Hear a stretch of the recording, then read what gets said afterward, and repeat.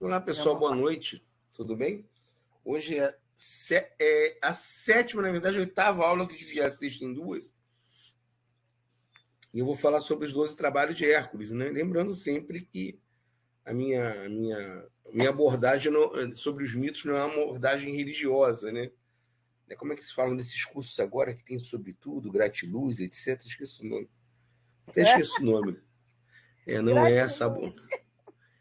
Tem esse monte de coisa aí, gratiluz e coisa e tal. Não é uma abordagem de maneira nenhuma mística, uma abordagem de paradigmas, de significados, né?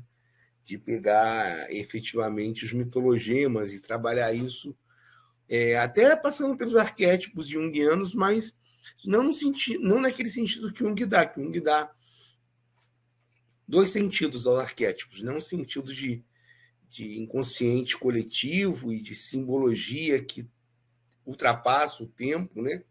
Que fica fixo, por exemplo, a cruz é um arquétipo fixo, né? Está fixada na mente de todo mundo, o símbolo do comunismo, etc, etc. Mas às vezes ele dá uma conotação de algo que vai para além da física, né? Uma visão metafísica. E a minha abordagem é holística, né? Lembrei o nome, minha abordagem não é holística nem metafísica, minha abordagem é uma abordagem crítica, semântica, semiológica, literária, não tem a ver com isso, né? Então hoje a gente falou de um mito ou de um herói mitológico muito anti-herói, que é o Hércules, que é o Jasão, e hoje a gente vai falar de um dos heróis gregos mais poderosos, né? Que é o Hércules, que tem efetivamente toda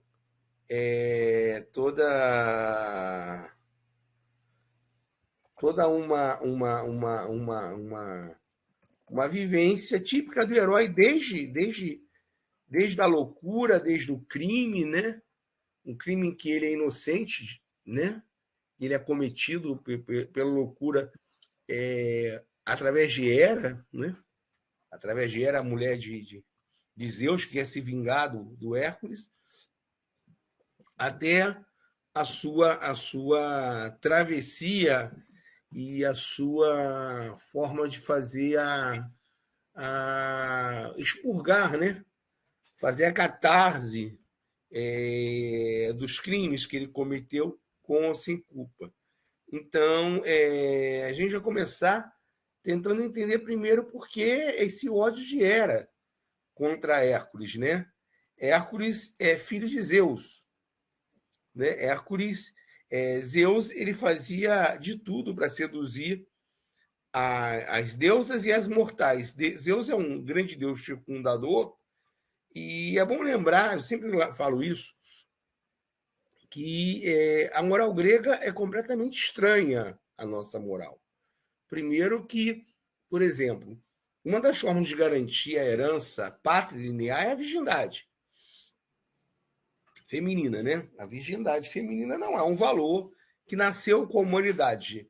Se eu for olhar, nenhum primata usa a virgindade como valor, né? Se a gente não tem uma visão mística da origem do homem, mas uma visão darwiniana, que o homem desce das árvores e se faz homem através da evolução das espécies, efetivamente a ideia de ter algum valor, um recato. Marx não Engels, né? Embora tenham trechos do Marx, coloca isso na origem da propriedade privada, da família e do Estado.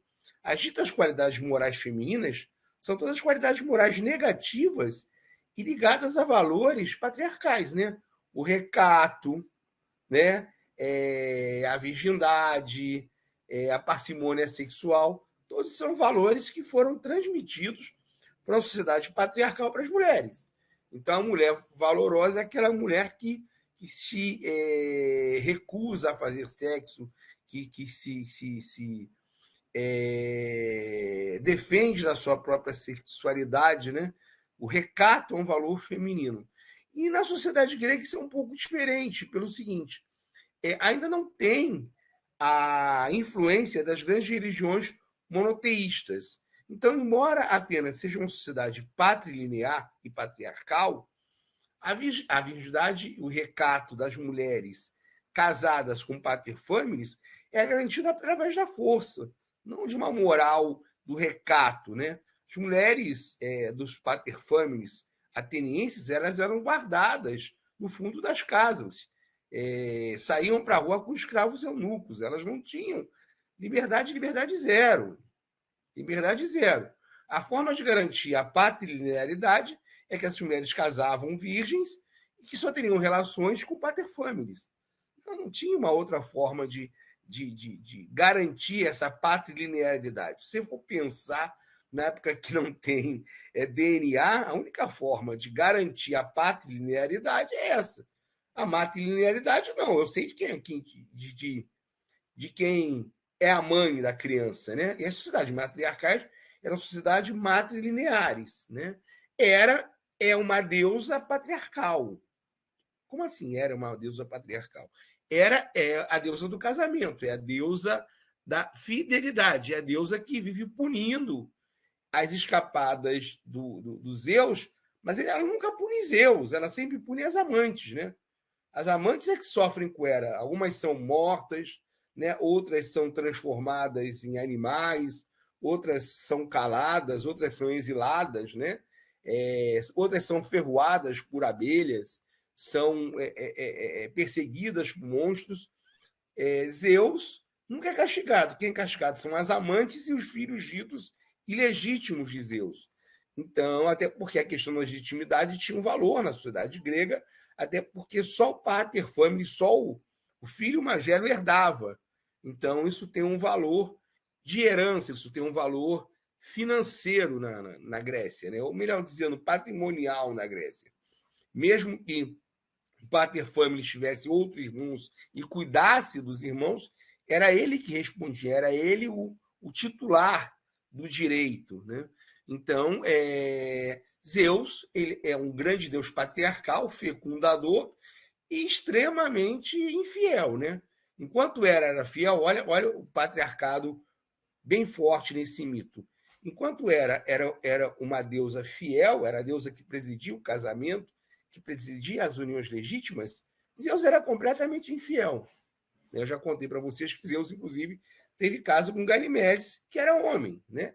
Zeus praticou a pederastia com Ganimedes, imprimiu Ganimedes, transformando Ganimedes no garçom de todo o Egito. Não sei, deu a imortalidade ao Ganimedes pelo belo traseiro que Ganimedes tinha. Uma das coisas que Zeus vislumbra quando olha para a Terra é que Ganimedes, lembrando, né, que a pederastia era uma instituição na Grécia. Os belos efebos eram iniciados sexualmente por homens mais velhos, o que para hoje seria pedofilia.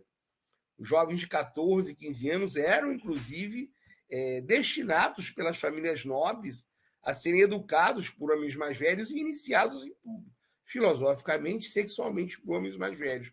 É uma sociedade cuja visão moral é completamente estranha à nossa. Então, assim, existe um heterocronismo, se a gente quiser tentar julgar a Grécia, pela moral do nosso tempo. A nossa moral não tem nada a ver com a moral grega. Uma mulher grega não traía seu marido porque ela era virtuosa, ou porque ela tinha que ser fiel, ou porque ela ia ficar a minha culpa, a minha máxima culpa, ia lá se confessar com o padre. Ela não traía o marido porque ia ser morta. Né? Então ela não traía com medo de morrer, só isso, mas não tinha essa ideia pecaminosa que vem das grandes religiões, né? Essa culpa cristã que as pessoas carregam com relação ao sexo é estranha à sociedade grega. Por isso que os deuses gregos todos fazem sexo. É muito esquisito para a gente, né? Para nós, cristãos, e eu sou cristão, mesmo sendo ateu, porque todos nós tivemos educação cristã, a ideia de um Deus que faça sexo, que copule. Mas todos os deuses fazem sexos, com exceção das deusas virgens, Atenas, Artemisa, algumas poucas deusas virgens. Talvez daí derive até o mito da Virgem Maria. Atena, boa noite, Ana Angélica, boa noite, Clarice. Atena, Artemisa são deusas virgens, né? Uma coisa, e também tinham as vestais de algumas deusas que também tinham que ser virgens, né? Eram mulheres dedicadas ao celibato e que podiam, inclusive, ser mortas se fossem tocadas por algum homem. Não só o homem seria morto, mas ela também seria morta. É só lembrar do mito da Medusa, que é uma vestal de um templo e que é castigada por ser estuprada, né? Uma coisa, a gente vai falar sobre Medusa, mas é um dos mitos mais terríveis da mitologia greco-romana. Lembrando que a mitologia grega é, sim, patriarcal, porque estamos numa sociedade patriarcal, né? É uma sociedade que, quando começa a escrita já, quando começa a civilização, sugiro para vocês o livro do Engels, A Origem da Propriedade Privada da Família e do Estado, baseado em escritos do Marx, mas que é baseado num outro livro chamado The Insight Society, do Morgan, que fala isso, que quando a gente chega à civilização, né, há algumas coincidências históricas em todas as civilizações. Uma delas é a escrita, a outra é o ferro, né? A gente já está na idade do ferro, e a terceira coincidência é que já são sociedades patriarcais, que legam patrimônio através do predomínio do homem. Então, esse predomínio do homem vai criando novas leis e nova moral. Você pega o Antigo Testamento, é um cabedal de leis contra as mulheres. As leis são todas contra as mulheres, não é nenhuma lei contra o homem. O homem não tem obrigação de nada, só a mulher que tem obrigação. Quem é apedrejado é a adúltera, nunca o adúltero.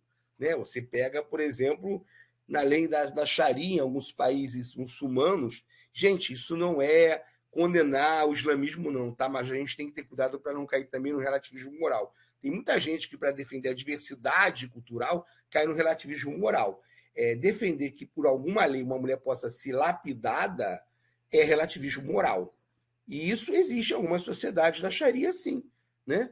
E chega ao ponto, nessas sociedades baseadas na Sharia, de um controle total sobre o corpo das mulheres. Por exemplo, a Kátia, se estivesse numa sociedade dessa, fosse casada e o marido dela morresse, ela só poderia casar com consentimento da família do ex-marido.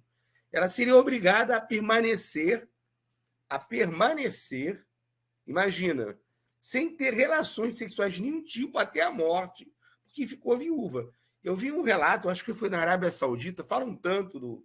É muito engraçado nisso, falam do Afeganistão, às vezes falam do machismo na Rússia, existe machismo na Rússia, é verdade, mas passam pano para os Emirados Árabes, para a Arábia Saudita. A Arábia Saudita é terrível. Uma mulher viúva teve relações sexuais com um jovem. Relações sexuais. Consentidas. Um queria, o outro queria. Que é abominável naquela sociedade patriarcal. E a comunidade descobriu que ela estava mantendo relações sexuais com um jovem solteiro. Na verdade, era solteira também, era viúva. E aí ela sofreu um estupro coletivo, como punição. Os estupradores foram punidos, né?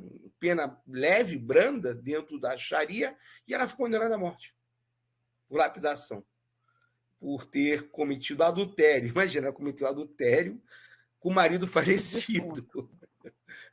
Coisa muito doida, né?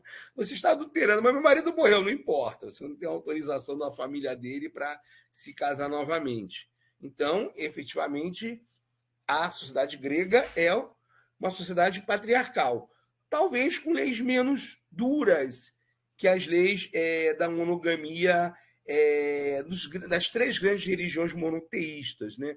A judaica, a cristã e a muçulmana, elas são as mais terríveis nas leis contra as mulheres. A muçulmana é pesada, hein? A cristã também é. É que a gente tem anos e anos de mudança civilizacional que foram temperando as leis do cristianismo. Se você pegar o Velho Testamento e aplicar ele ao pé da letra, né? Primeiro que todo mundo que praticou sodomia, né? Eu falei sobre a Medusa, né? Todo mundo que praticou sodomia, e não fala se ativo ou passivo, seria condenado ao fogo do inferno. A fila no Brasil ia ser muito grande, né? A fila no Brasil ia ser muito grande. Sodomitas, por favor, aqui ia sobrar pouca gente lá no outro lado. Não, você, não, nunca. Então tá, você. Né? Mas você então vai para os mentirosos. Além de sodomita, você é mentirosa. E por aí vai. Que não fala só de homem, não fala o sodomita pode ser homem ou mulher. Mas um detalhe curioso nessa história. Outro dia eu vi um cara tentando dar uma passada de pano para a lei que existe. Fala sério, no Velho Testamento diz.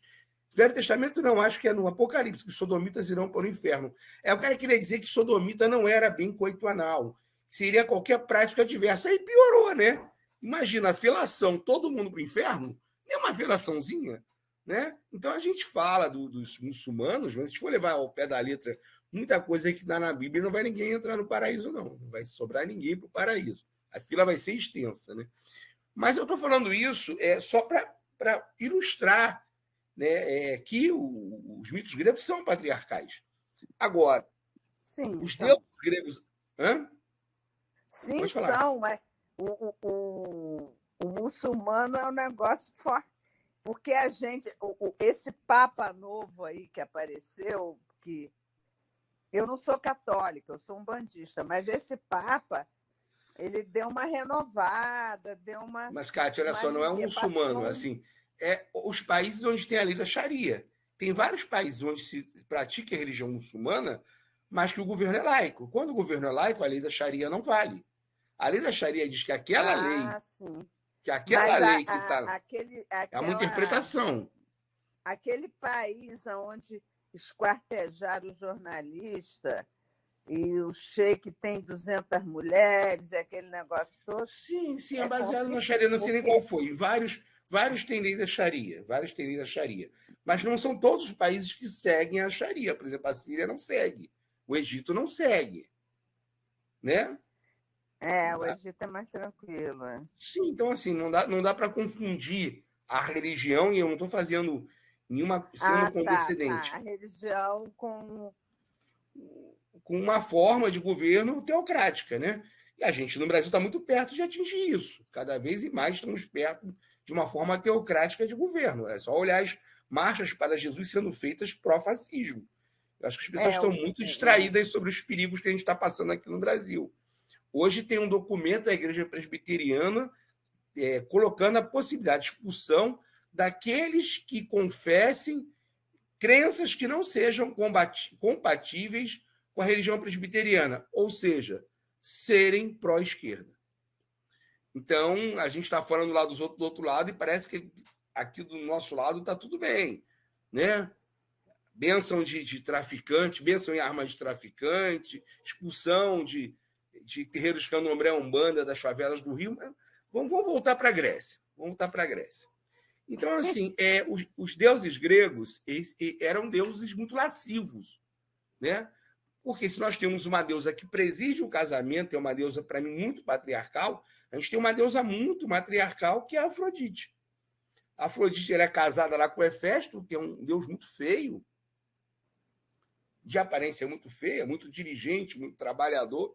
Parece um personagem do Nelson Rodrigues, né?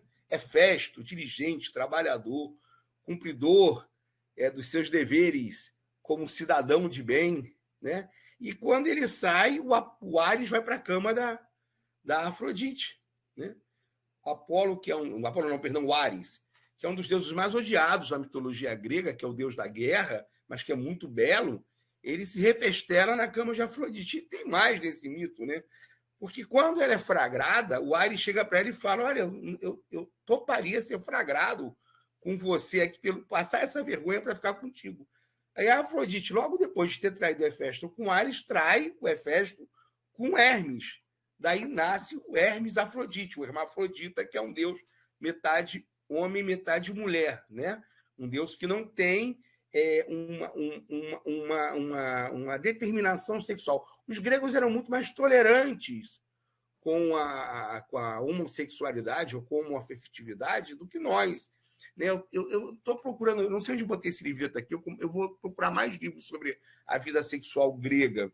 É bem interessante pelo seguinte: tem umas coisas na Grécia, eu já tinha lido isso no Foucault, na História da Sexualidade, quando ele analisa a Grécia, mas tem umas coisas que são muito doidas. Por exemplo, na Grécia, não havia nenhum problema em um homem ter relações com outro homem.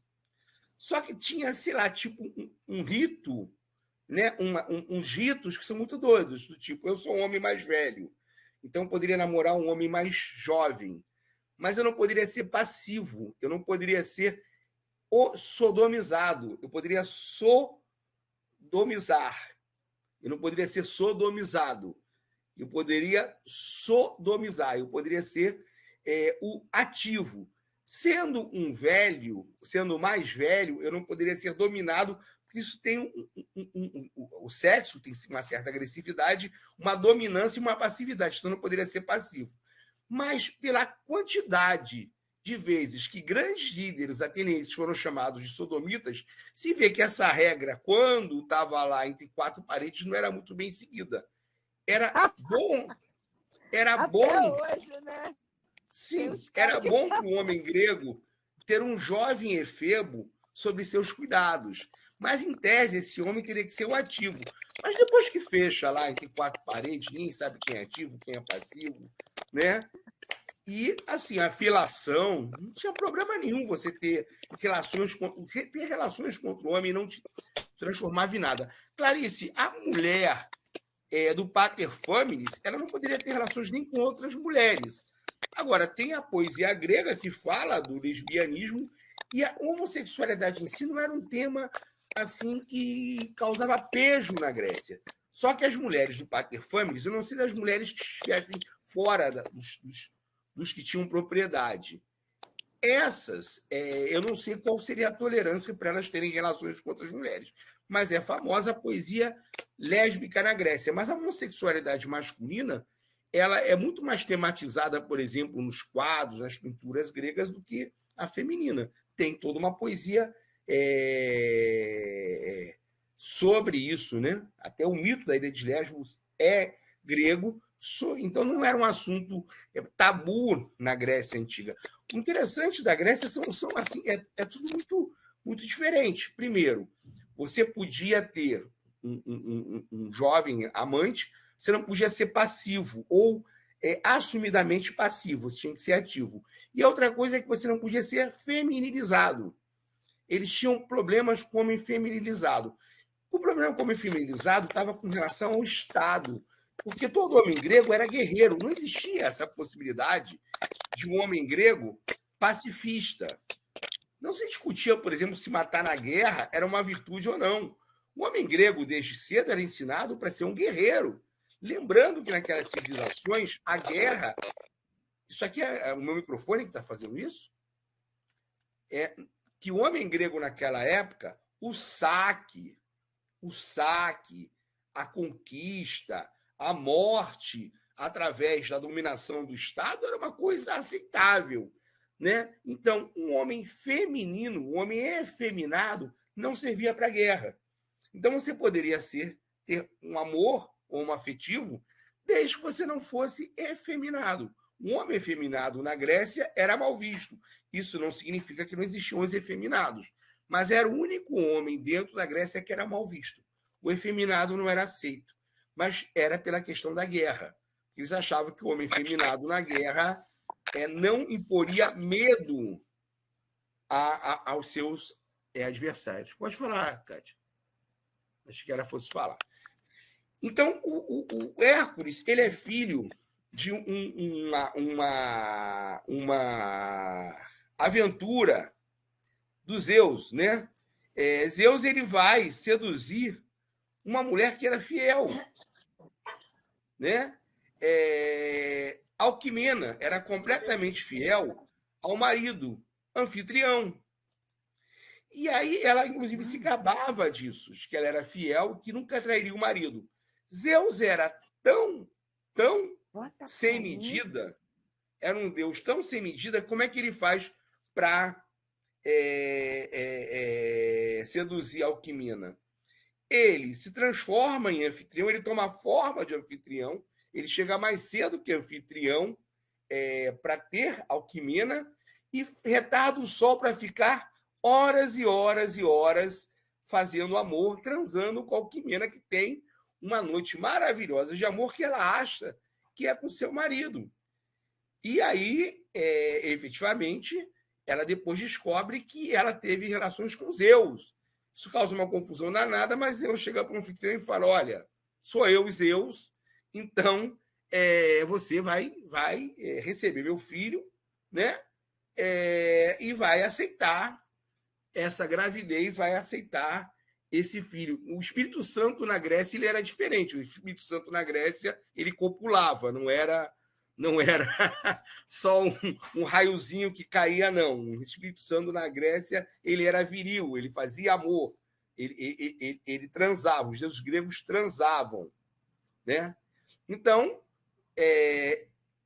Hércules é concebido e ele seria o rei do trono de Tirinto. O primeiro filho homem que nascesse seria o rei. E aí, o que acontece? A Hera, com ciúmes de Hércules, ela vai atrasar o trabalho de parto de Hércules e vai fazer com que o primo dele nasça primeiro. Qual é o mesmo nome do primo dele? Agora eu estou tentando lembrar. Eu tinha anotado aqui, não sei onde eu botei. Euristeu. Ela atrasa o nascimento de Hércules, era uma deusa poderosa, e adianta o nascimento de Euristeu para transformar Hércules no serviçal de Euristeu, para humilhar Hércules. Ele estava destinado a ser um rei, não será um rei. Né? E ele acaba saindo do seu local e vai se tornar príncipe.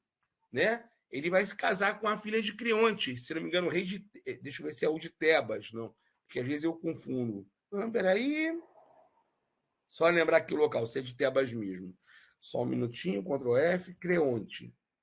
Rei de Tebas, isso. E ele está destinado a ser príncipe e futuro rei de Tebas. O Creonte quer que a filha dele tenha filhos com Hércules. Ela tem filhos com Hércules, o nome dele é Megara, e Hércules vive bem, vive apaixonado pela mulher bem em Tebas.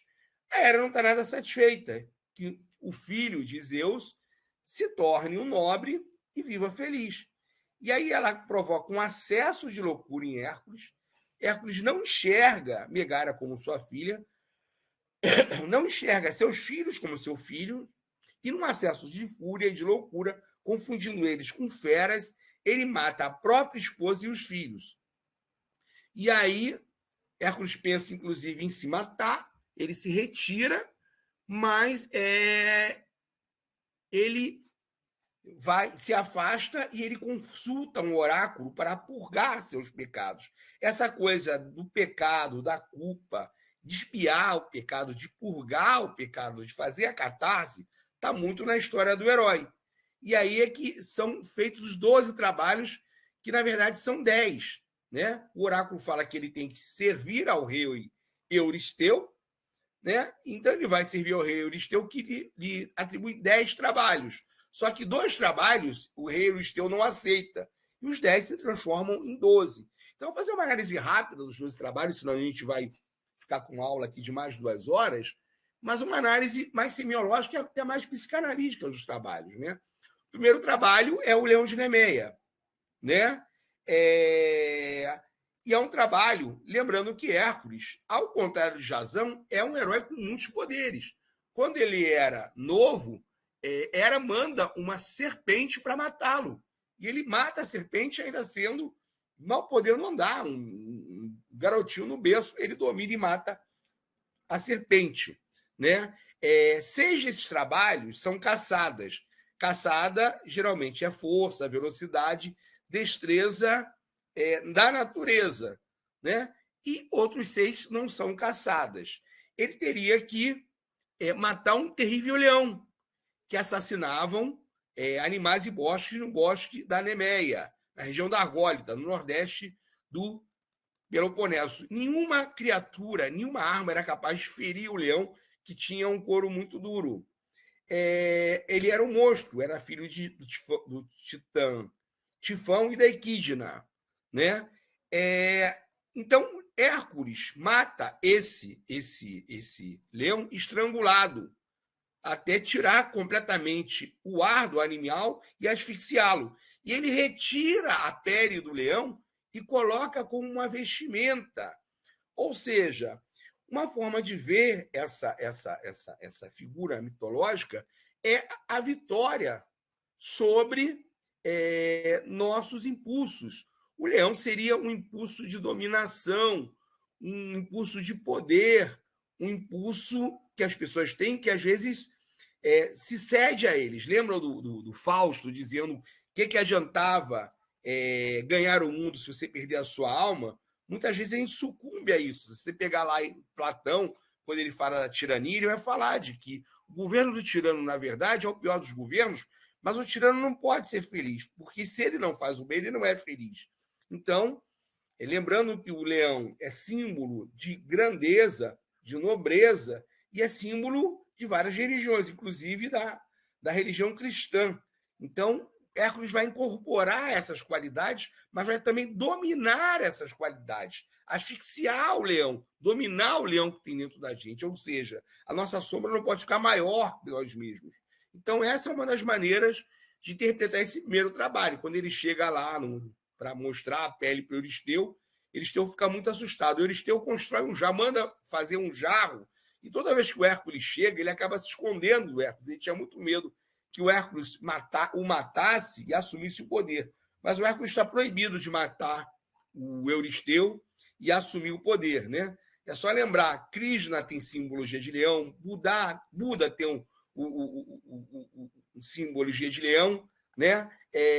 O leão do Shakya, Cristo é o leão de Judá, né? Ali Gerro de Maomé é o leão de Alá, né? Então o leão tem essa ideia da realeza e do domínio sobre a natureza. Ele é o rei da natureza. Na Umbanda também. Não sabia, não, Na também é? Na Umbanda, o leão é um símbolo de Xangô, que é o deus da justiça, da pedreira, da justiça, e ele está forte nisso, na Xangô, que é um deus afro, né? Eu não sabia dessa história da o Umbanda. leão tá na mitologia afro também. Igualzinho, Não, sim, mas... né? Tudo igual. O segundo trabalho foi da Ilha de Lerna, né? A Ilha de Lerna era um monstro criado pela própria Hera para provar o herói Hércules, né?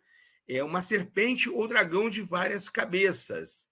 Era irmã do leão de Nemeia, também sendo filho do Tifão e da Equidna, pais de monstro.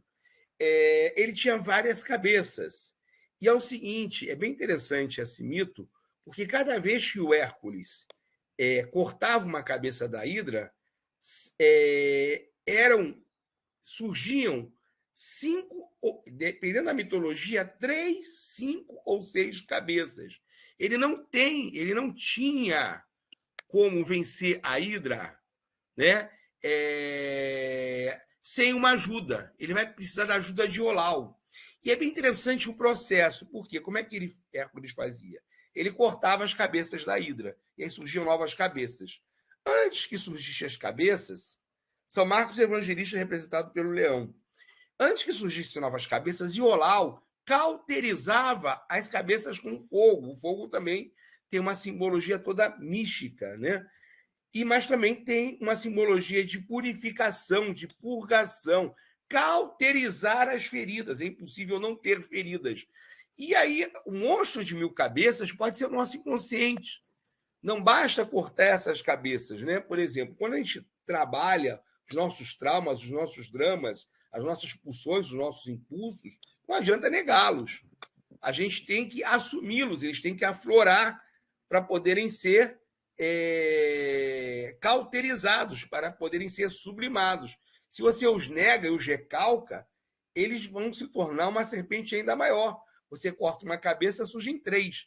Cada vez que você nega uma pulsão, cada vez que você nega um trauma, cada vez que você nega uma tensão interior, que você acha que se livrou dela anegando, esse desejo recalcado, ele se transforma em algo muitas vezes doentio, né? É a história dos psicopatas e sociopatas.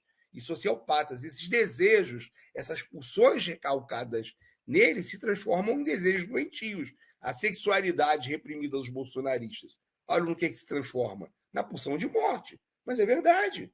Todo psicopata tem pulsões recalcadas, tem pulsões deformadas, tem pulsões mal dirigidas. Né? O fogo pode ser, sim, o fogo no Evangelho é o espírito, mas o fogo, aí como tá queimando, né? Como está cauterizando, pode ser um processo de purgação. Freud falaria de sublimação. Freud fala, não adianta você negar o trauma ou o desejo. Você tem que sublimá-lo, tem que reconhecer e sublimá-lo. Você negá-lo ou tentar enterrá-lo, isso não vai acontecer.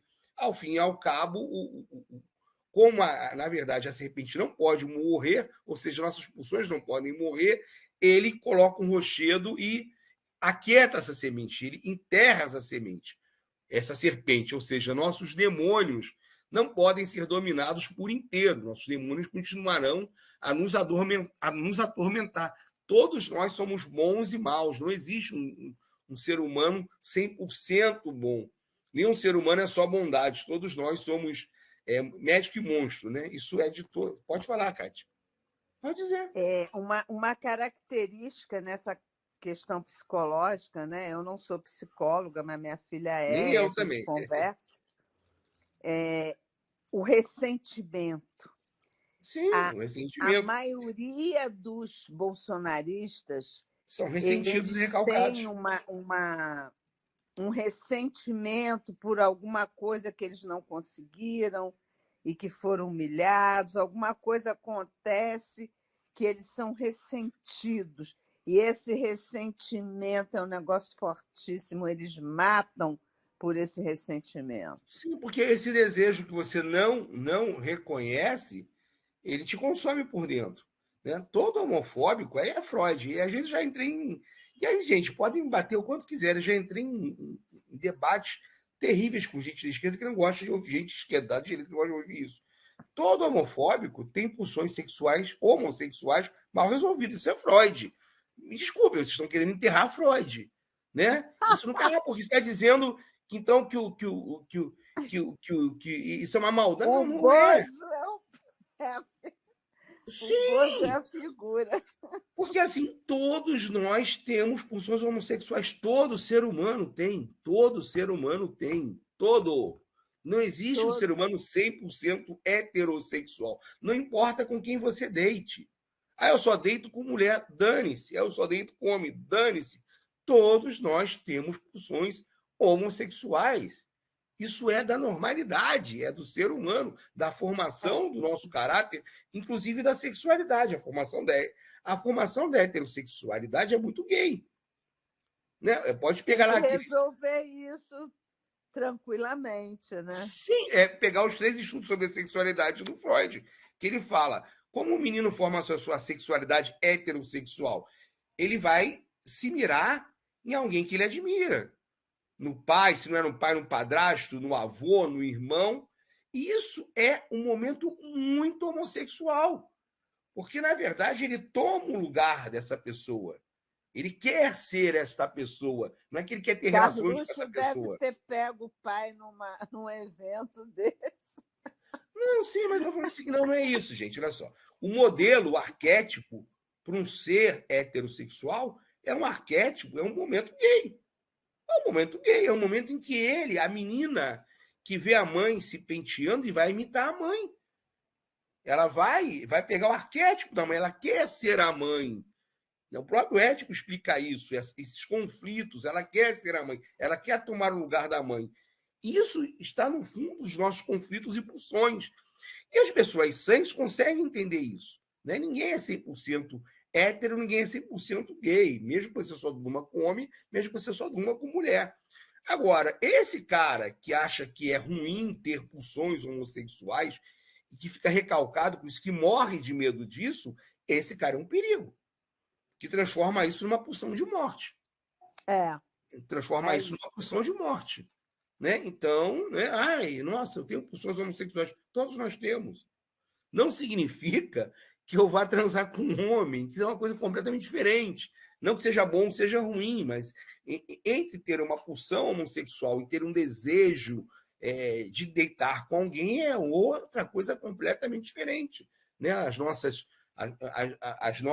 pulsões, e até porque ninguém controla ou conhece 100% o subconsciente. Isso é um grande mistério, né? Sua filha que é psicóloga com certeza te diz isso. O subconsciente, o inconsciente é um grande mistério.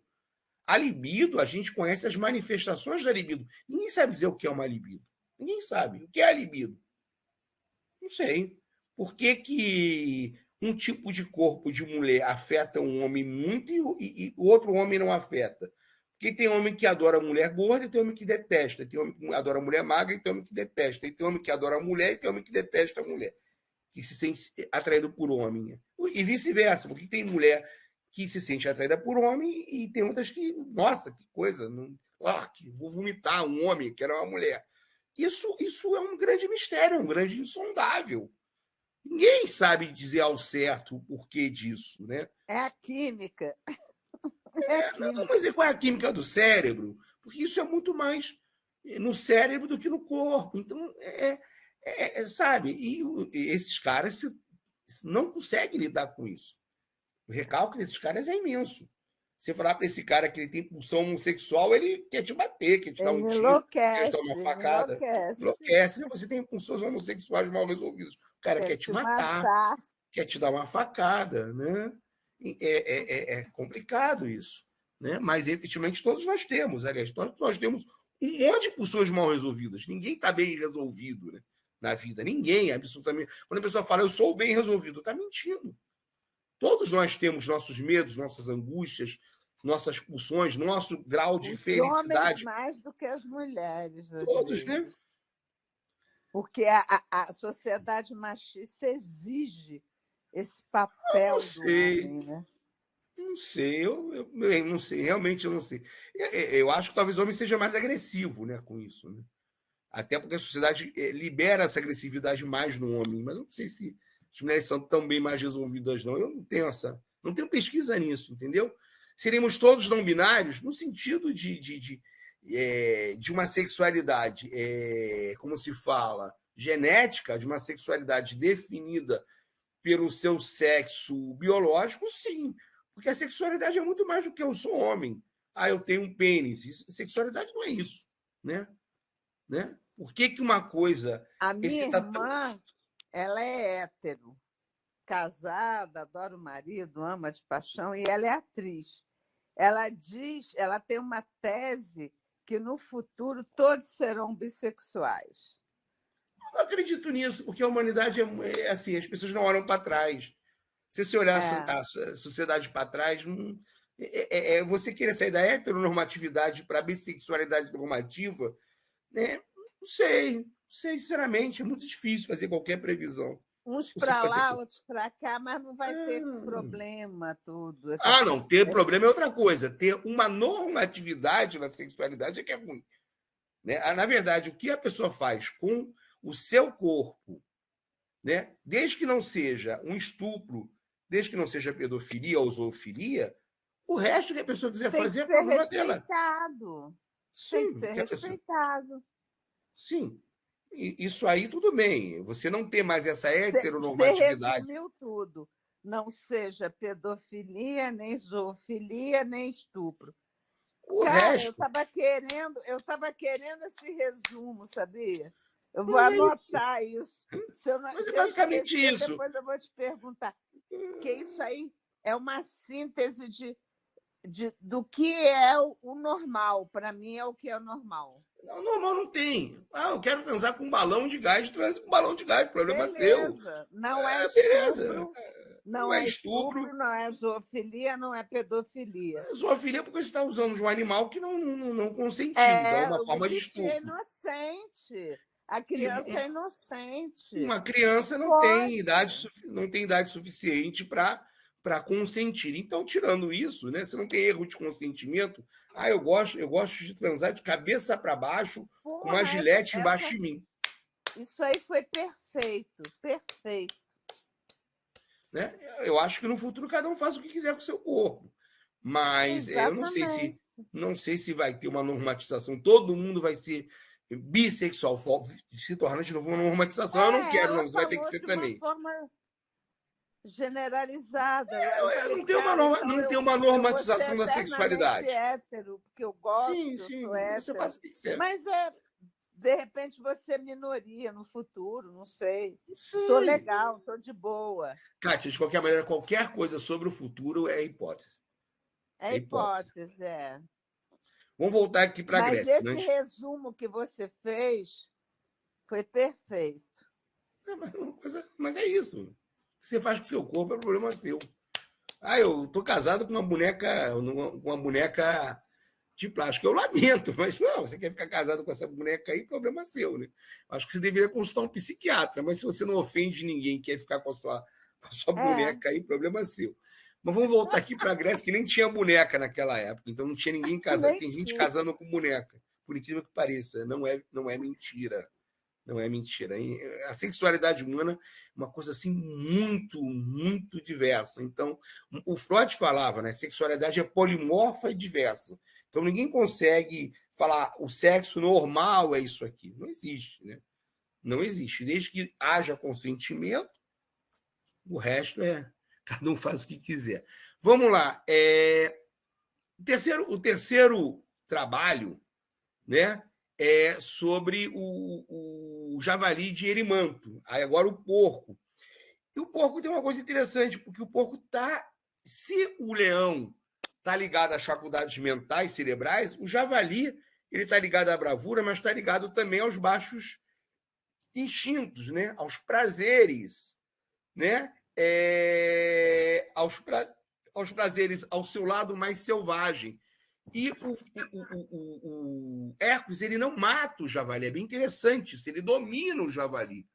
Então, a gente pode, de novo, trabalhar, já que a gente está trabalhando nessa ideia mais de sexualidade, de erotismo na psicanálise, é que você não. A forma de você dominar o monstro, né? Esse monstro, é reconhecer que ele não é um monstro. Esse javali faz parte de você, você não vai matá-lo, você vai dominá-lo. Né? Você não tem como controlar a sua sexualidade, você tem como administrá-la. Você vê as pessoas que negam a própria sexualidade, os monstros se tornam, né? Você vai ver de perto, né? Quando você vai ver a história deles, isso, mas concordo completamente. Sexo supõe consenso, se não é abuso. Incapaz não tem consentimento. Basicamente é isso. Agora, o que as pessoas fazem é da pessoa, não me interessa. Mas é interessante, esse domínio do baixo ventre, esse domínio dos instintos mais primários e mais selvagens, né? Que você não consegue matar esses desejos, você não consegue calá-los, você não consegue sufocá-los, você precisa dominá-los, você precisa administrá-los.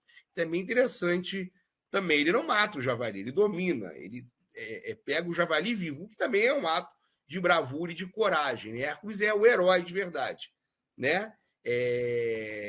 Tem bravura e tem coragem. A da corça é bem interessante, porque a corça serínia, é o que demora mais tempo. E a corça, que era um animal de Artemis, que é uma deusa virgem, é um animal que simboliza pureza. E o Hércules não consegue caçá-lo nem pela força, nem pela bravura, porque ela é muito ágil. Ele só consegue capturar ela quando ele é aconselhado, se não me engano, ele é aconselhado pelo Hermes a levá-lo para um local em que a corça não consiga fugir. A corça começa a deslizar, ele leva a corça para uma região de neve. Como ela começa a deslizar e não consegue ficar em pé para fugir dele com velocidade, depois de um ano ele consegue dominar essa corça, ou seja, através da malícia, da astúcia, da sabedoria, né? Então seria uma prova em que o herói já demonstrou bravura, já demonstrou domínio sobre a questão do poder, sobre não se tornar uma sombra maior do que si mesmo, sobre os baixos instintos. Agora ele tem que demonstrar que é sagaz e que tem um controle e que sabe esperar. Ele teve que esperar um ano para ter acesso a essa corça. E só teve o domínio sobre a caça, Artemis e Artemisa tentaram tirar, Apolo e Artemisa, perdão, tentaram tirar a corça dele, quando prometeu que devolveria a caça sã e salva, por ser um animal dedicado a uma deusa virgem, por ser um animal que significava pureza, Hércules não poderia machucá-lo nem matá-lo. Ele leva o animal até o rei para mostrar que conseguiu e retorna o animal para o bosque de Artemisa. É bem interessante essa também. Quinto trabalho, as aves de chínfalo, que tem muito a ver também com a do javali. As aves de chínfalo são um lago muito fétido. São bandos de aves com bicos e garras de ferro. penas eram afiadas como lâminas, elas tinham capacidade de tirar suas penas como dardos. As aves matavam os animais e as pessoas que ali passavam. Elas habitavam a densa floresta que circundava o lago. E quando alçavam um voo em bando, cobriam os raios solares, lançando uma grande sombra sobre o mundo. Héracles, para conseguir atrair as aves, contou com a ajuda dos deuses. Hefesto fabricou símbolos de bronze, os quais foram entregues a Héracles por Atena. O herói usou os símbolos para gerar um estridente barulho que atordoou as aves e fez elas alçarem voo sobre o lago. Em meio à escuridão causada pelo próprio voo das aves, Hércules exterminou elas com suas flechas. As aves representam elementos bem negativos, né? E você corre o risco de serem feridos ou mortos por essas aves que comiam carne humana. O ato de Hércules simbolizaria a vitória sobre a ganância, a vitória sobre as trevas, a vitória sobre os perigos, né? E uma vitória sobre o mau presságio, uma vitória, inclusive, sobre o destino, lembrando que o grego acreditava no destino, uma vitória, inclusive, talvez contra a superstição. Hércules vai clarear o lago, vai tirar as trevas do lago, matando esses animais. A busca da clareza, a busca da luz, a busca do conhecimento, né? O fim das trevas. A gente vive a idade das trevas, né? Essas trevas que nos assolam. A gente poderia ligar esse ato, que, embora seja um ato de bravura, também é um ato de astúcia. E o ato feito com a ajuda do engenho, Hefesto é um grande ferreiro, ele é quase um engenheiro, através do engenho e da ciência, que se vencem essas aves, uma vitória do conhecimento sobre a superstição, sobre a ignorância, sobre o domínio do medo da obscuridade. Seria esse o símbolo da limpeza desse lago meio pântano, meio floresta. Beleza? Vamos ao próximo? São muitos, né? 7º trabalho. Esse é um dos mais interessantes, né? Limpar os estábulos do rei Augeas. Ele possui o maior rebanho de gado bovino da região, talvez de toda a Grécia. Não fala a quantidade de mitos e bois. O fedor era tão grande que poderia matar qualquer um sufocado. A quantidade de estrume nos estábulos impedia que as terras fossem adubadas, o que buscou a colheita nesses anos. Héracles propôs limpar os estábulos, mas com uma condição. Em troca de realizar a tarefa, ele ficaria com 1/10 do rebanho. O rei não gostou nada daquilo, porém mudou de ideia quando Héracles concluiu os termos do acordo. O herói disse que se comprometia em limpar um único dia todos os estábulos. Augeas achou que aquilo fosse uma piada ou que o herói estivesse louco. Ele nunca conseguiria limpar aquilo em um único dia. Para limpar os estábulos todos, Hércules usou a água. Ele desviou um rio. Ele pegou um rio, lembrando que os rios eram deuses também, né? Ou desviou o rio com a força, ou fez canais, e esses canais inundaram e limparam toda a sujeira dos estábulos, né? Esse é o primeiro lugar, é um trabalho humilhante para um deus, filho de Zeus e de uma casa nobre. Então, esse trabalho, a gente está falando de purgação, né? Já mostra o rebaixamento do herói. Dos trabalhos de Hércules é o mais humilhante. Limpar estrume, limpar merda. Se rebaixar ao ponto de limpar o estrume, né? É o trabalho mais degradante. E ele aceita que se ele quer purgar a sua alma, e o Hércules está passando uma aprovação para purgar seu crime, ele tem que se rebaixar, ele tem que se humilhar, ele tem que se colocar na condição mais degradante do ser humano. E o interessante é a maneira como ele faz, porque ele junta a força novamente com a astúcia. E ele limpa tudo de uma só vez. Se eu falar assim, se a gente pensar, né, no labirinto de Creta e for comparar os estábulos com o labirinto de Creta, se a gente pensar que esses estábulos são o subconsciente, limpar em um só dia, limpar à força, parece algo completamente irracional. Mas a gente pensar o seguinte: se a gente não enfrentar um problema de vez, né? Vocês já viram a análise freudiana? Chega um momento em que o paciente fica tão resistente que às vezes larga a análise, porque ela tem que enfrentar o trauma. Em um determinado momento, ela tem que enfrentar o que causou aquele trauma. Sem esse enfrentamento, sem a assunção do problema, sem dizer meu problema é esse, não há como limpar os estábulos de álgias. Então, esse trabalho talvez seja um dos trabalhos mais complexos. Água, pureza, força, astúcia, engenhosidade, humilhação e uma vitória. Você tem que limpar de uma só vez. Você tem que deixar a água fluir. Você tem que se abrir. Você tem que aceitar, né, aquele problema. Você tem que aceitar que você tem um monte de problemas. Você tem que aceitar que seu subconsciente está cheio de estrume. Que nós temos muitos traumas, a gente tem muitas dores, a gente tem muitos recalques, tem muitos problemas e que a gente tem que passar por essa limpa, por essa catarse. Eu acho um dos trabalhos mais interessantes dele. Quer comentar alguma coisa, Kátia? Não. Eu acho um dos trabalhos mais interessantes dele, né? É um trabalho bem degradante, ele se submete a esse trabalho, ele é um nobre, ele é um filho de um deus, né?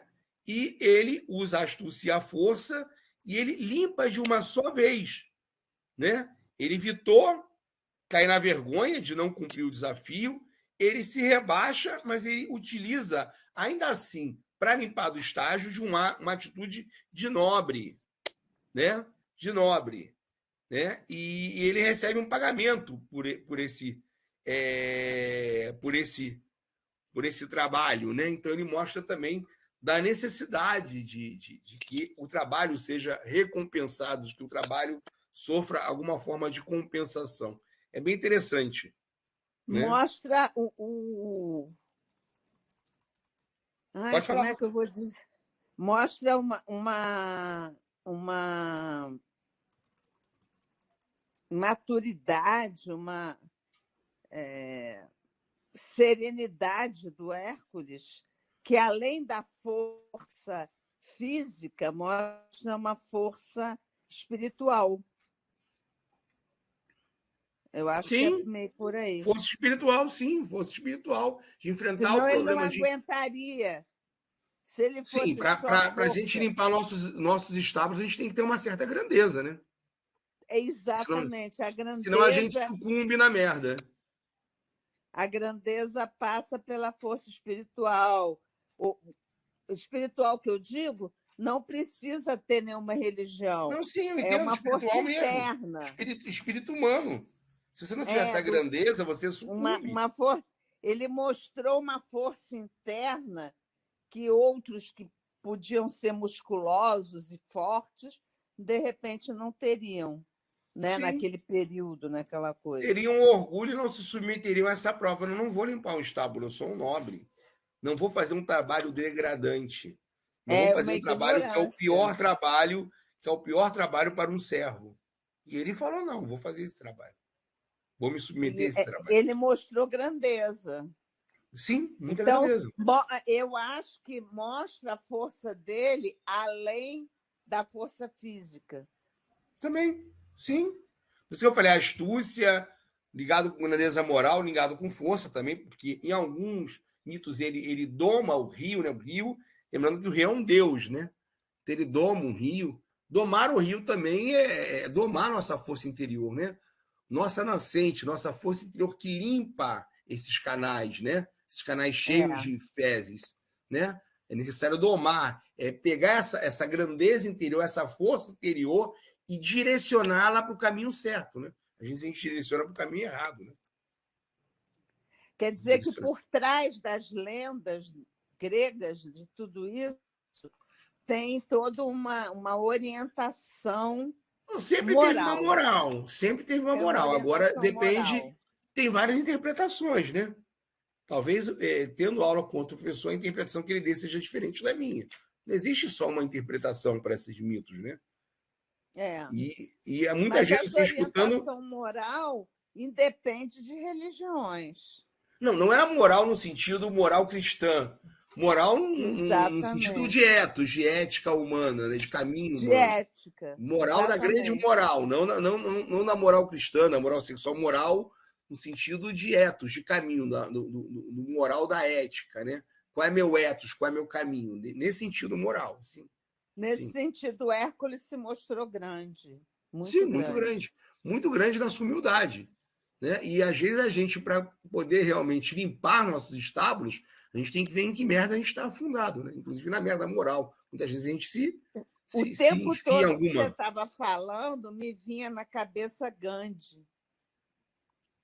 Eu não conheço pouco a história de Gandhi. Eu vi o filme há muito tempo, eu conheço pouco a história de Gandhi. Mas eu sei que ele fez alguns trabalhos Bem bem serviços. na humildade, tudo na humildade. Eu E conheço pouco a ele. história de Gandhi. Mas me vinha isso, não sei porquê, mas me vinha Gandhi na É cabeça o porque é o tempo caminho todo. do herói, né? A purgação, o sofrimento, a humilhação faz parte do caminho do herói. Real ou Isso, fictício, né? Real ou isso. fictício. É importante essa purgação. Porque, por exemplo, o Lula se tornou um herói. Eu acho que a prisão fez muito bem ao Lula. Tá maluco? Fez. Não. Porque o que faltava para a mitologia do Lula se completa com a prisão, entendeu? Ele aceitou ir para a prisão sendo inocente. Isso cria mais uma condição de heroísmo para o Lula. Né? Não Sim, que eu fique reivindicando o heroísmo para ele, que eu não sou muito de reivindicar heroísmos. Mas na ideia do mitologema do herói, a prisão contribui para esse mitologema. O inocente que aceita ir para a cadeia exatamente. para provar a sua inocência.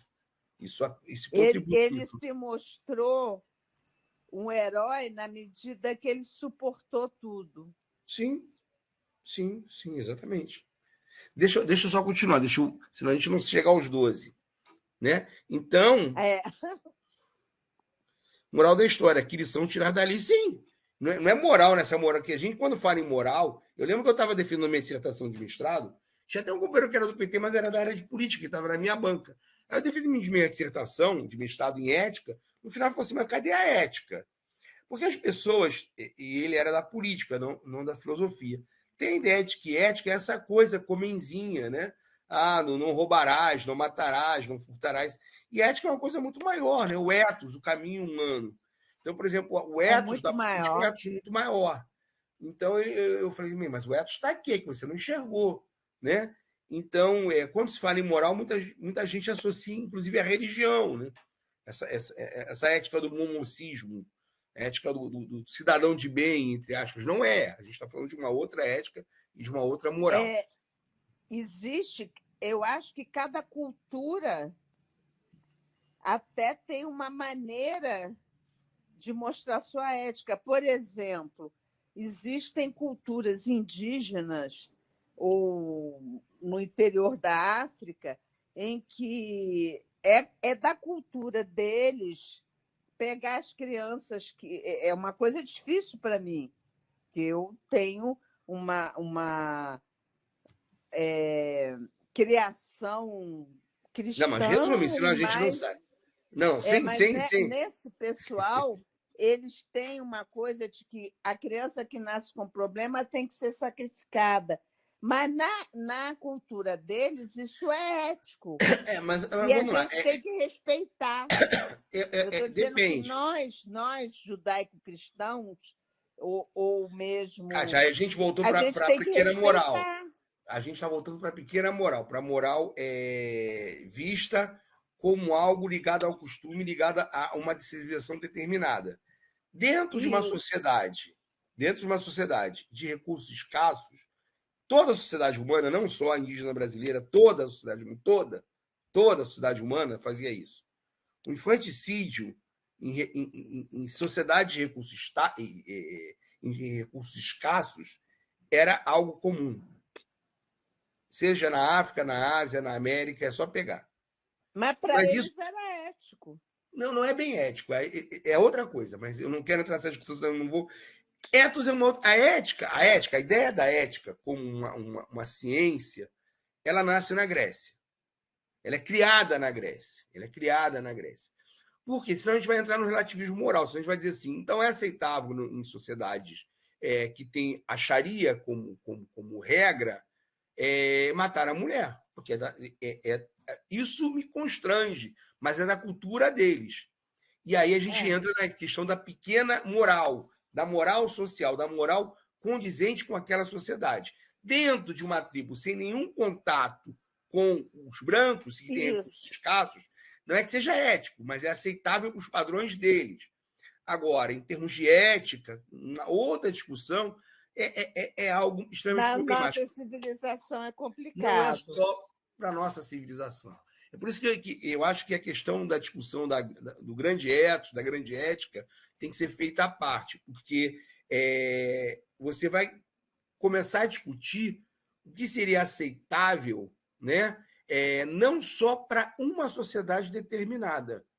Né? Embora é óbvio que sempre vai ter um plano de fundo conjuntural, mas poderia ser aceitável em várias sociedades ou em todas as sociedades. Por exemplo, a restrição dos direitos sexuais da mulher é aceitável em alguma sociedade?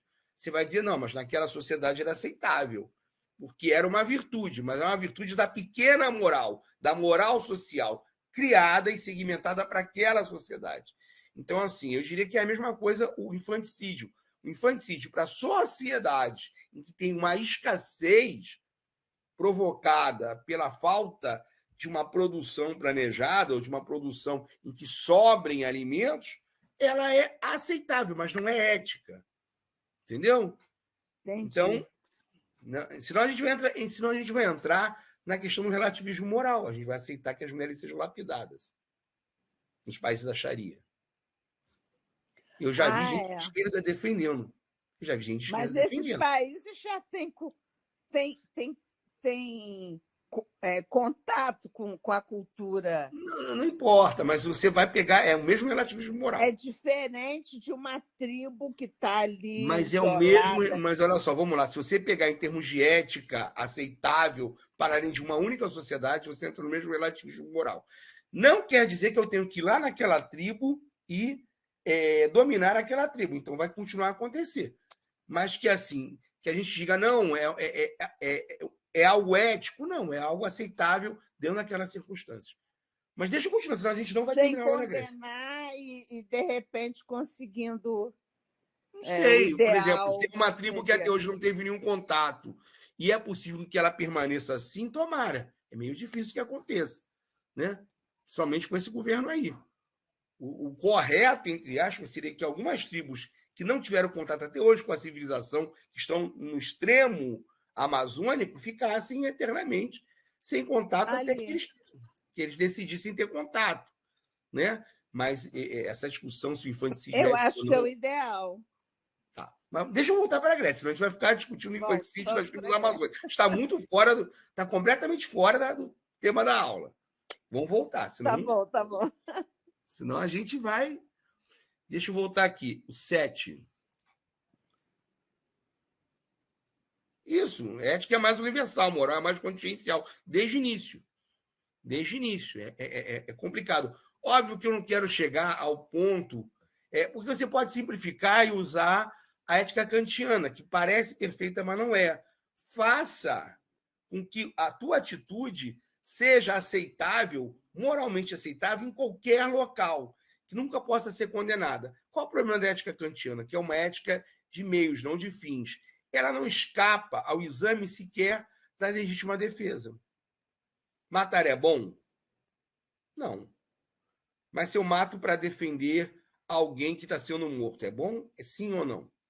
Então, é uma discussão mais complexa da ética. Até da grande ética, é uma discussão mais complexa. Matar para libertar um povo é bom? Não, então a gente joga todas as revoluções pela lata do lixo. Joga fora todos os processos de libertação da América Latina, da África, da Ásia. Então, a discussão da grande ética é complicada.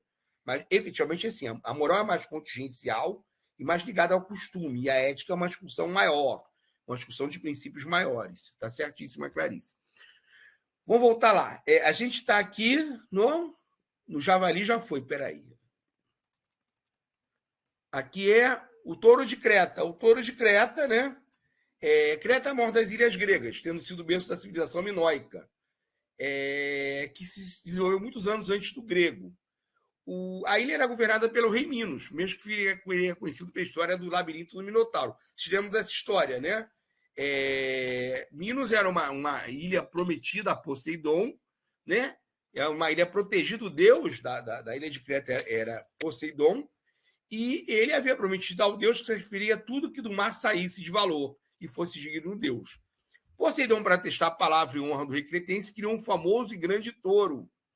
Minos, encantado pelo animal, levou ao seu estábulo, mas não querendo se desfazer do touro, sacrificou outro lugar para Poseidon, descumprindo com a sua promessa. O deus dos mares, indignado com a afronta mentira do rei cretense, fez o touro tornar-se furioso. O animal fugiu dos estábulos e começou a causar danos na ilha. Aí o Euristeu mandou Hércules domar o animal. Lembrando que esse animal também vai acasalar com a mulher do rei Minos. Daí que vai sair o Minotauro. Ele vai incutir na mulher um desejo animalesco, e ela vai convencer o artífice do palácio a conceber a criar uma bezerra de metal, e ela vai se inserir dentro da bezerra de metal, de uma vaca de metal, e o touro vai casar com ela, e daí vai nascer o Minotauro, né? O touro também o touro também significa novamente poderes ligados à animalidade, à fecundidade, né?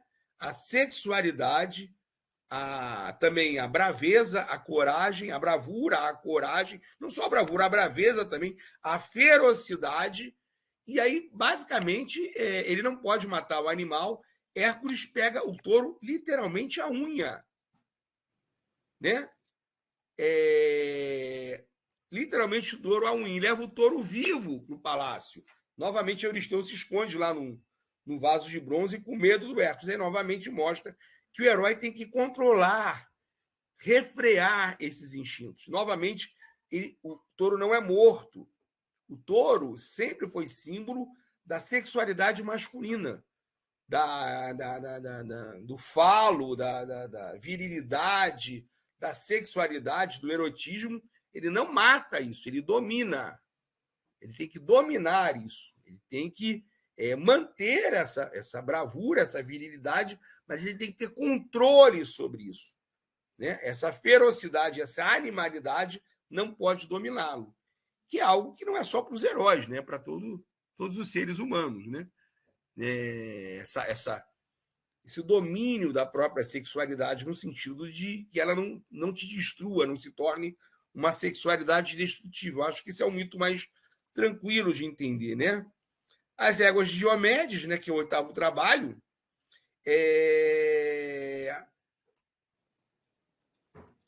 possuía Diomedes, filho de Ares e Pirene, cruel rei da Trácia, possuía 4 éguas, Podarco, Lampon, Xanto e Dino, que eram alimentadas com as carnes dos estrangeiros que as tempestades lançavam às costas da Trácia.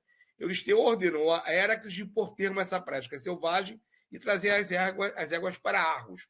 O herói foi obrigado a lutar com Diomedes, que, vencido, foi lançado às suas próprias bestas antropófagas. Após devorarem o rei, as éguas se acalmaram e foram, sem dificuldade alguma, conduzidos a Micenas. Euristeu deixou em liberdade, e as mesmas acabaram sendo elas também devoradas pelos feras do Monte Olimpo. Segundo uma outra versão, Diomedes testou o herói desafiando a tentar domar as 4 éguas carnívoras. Se conseguisse fazer isso, ele cederia os animais bom-grados. Héracles levou várias semanas para conseguir domar aqueles animais. Diomedes, vendo que o animal que Hércules obteve êxito, negou-se a entregar os animais. E assim Hércules jogou o rei para ser devorado pelos animais. Aqui é o seguinte: essas éguas podem ter a ver com o feminino, tá? Devoradoras de carne humana. Devoradoras de carne humana. Então, muitas vezes, não só a ferocidade e o masculino pode levar o ser humano à perdição, como as éguas devoradoras de homem. Interessante que as éguas, quando devoram o Diomedes, que é o cruel, elas se acalmam. E aí, se você for pegar, por exemplo, o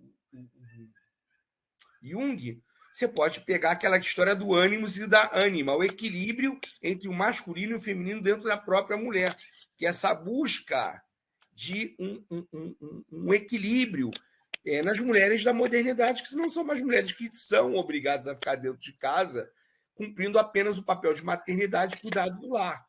Achar esse equilíbrio entre masculino e feminino é uma coisa extremamente complicada. Mas éguas, assim como touros, podem estar ligados à sexualidade. Muitas vezes um homem sucumbe a uma égua, a gente pode dizer um amor narcisista. Aquelas mulheres que são extremamente narcisistas e extremamente ligadas só ao erotismo na relação sexual.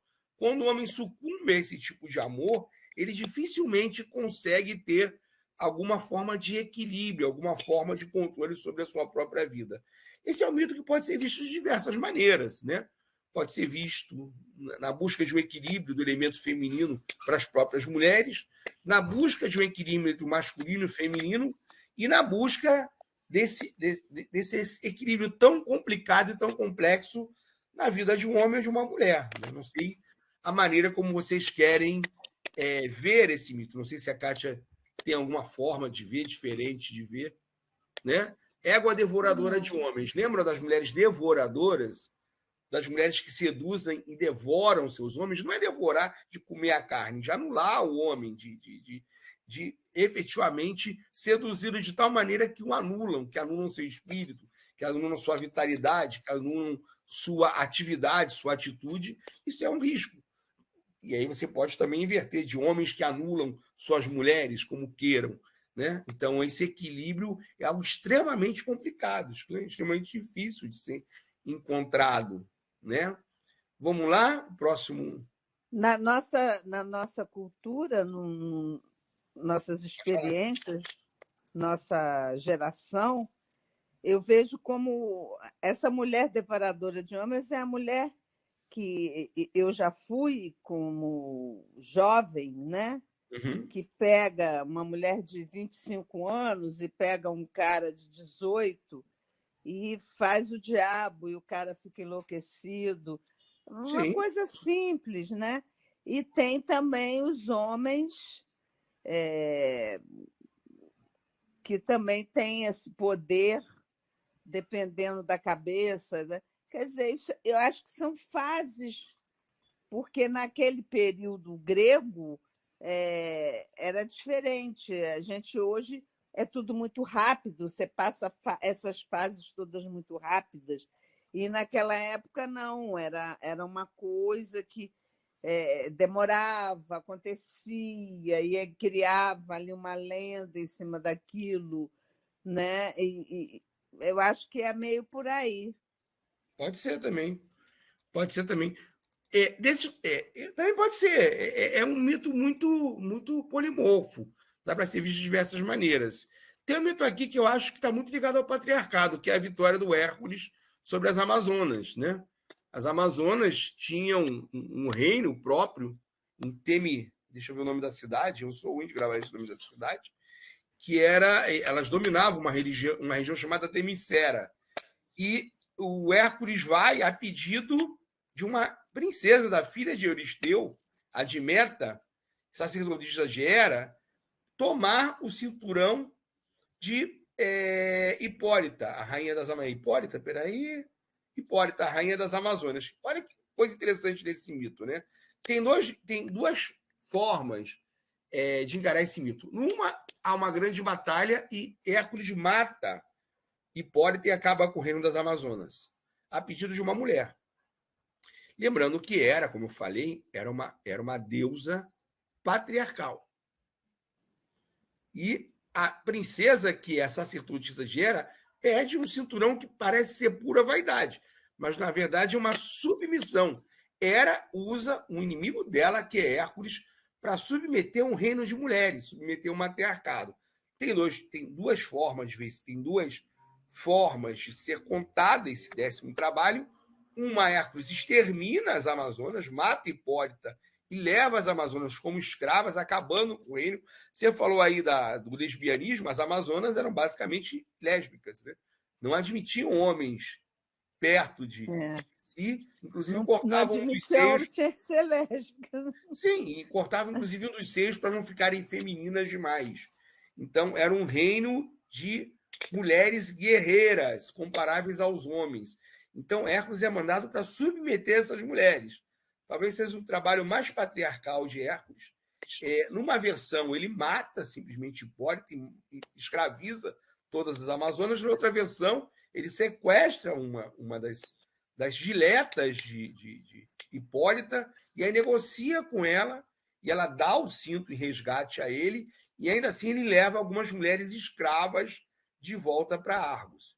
Quer dizer, de qualquer forma, é um mito de submissão das mulheres pelos homens. É um mito bem patriarcal, um mito Bem de patriarcal.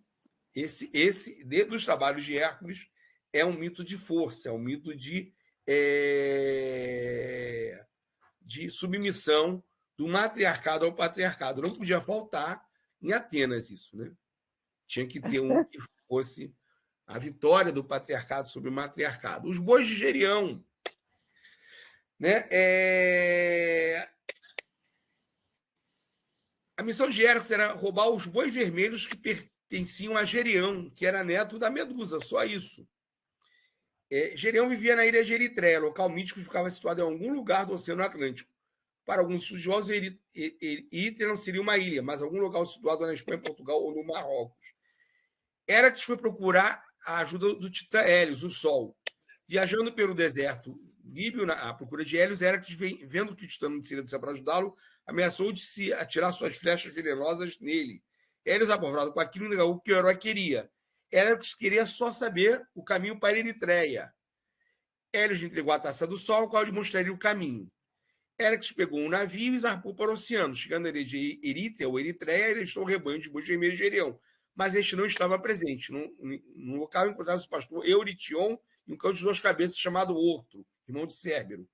Eurition e Orto enfrentaram Hércules, mas foram mortos. Enquanto isto, outro pastor de nome de Menete foi avisar o gigante se o guarda estava sendo roubado por um forasteiro. Aos gritos de fúria, Gerião surgiu no campo. Era um gigante de 3 cabeças e 3 corpos ligados pela cintura. A criatura possuía 6 braços, mas 2 pernas. Portava espadas, lanças e escudos. Após ferrenha batalha, Hércules também matou o gigante de 3 cabeças. Com isso, ele reuniu todo o seu gado. Também não fala de quantos era o rebanho total. Ele levou meses para trazer de volta o rebanho. Fez o rebanho se espalhar, como para ele não conseguir cumprir o trabalho. Ele demorou mais de um ano para chegar à Grécia, né? E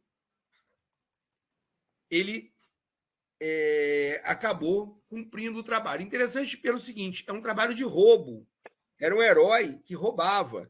E aí mostra o seguinte, né? Como a questão do roubo é moralmente tolerada na Grécia. Porque roubar um rebanho inteiro não é um roubo, é um saque a um país estrangeiro. Então, esse herói é um herói guerreiro que é abençoado pelos deuses. Ele leva a taça do Sol para matar um ser que é um ser também mítico, estrangeiro, e para trazer de volta um rebanho inteiro de bois.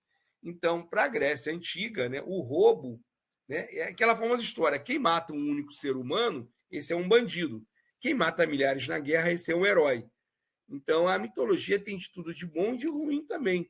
Esse herói ele vai personificar aqui todos os aspectos da cultura grega. Aqui, o saque e a guerra. Ele tem que ser um grande guerreiro. E os grandes guerreiros gregos são grandes saqueadores.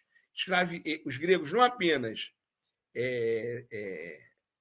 os gregos faziam um serviço completo. Troia, por exemplo. Em Troia, eles saquearam a cidade, escravizaram seu povo e incendiaram a cidade. Destruíram Troia completamente, levaram os troianos como escravos.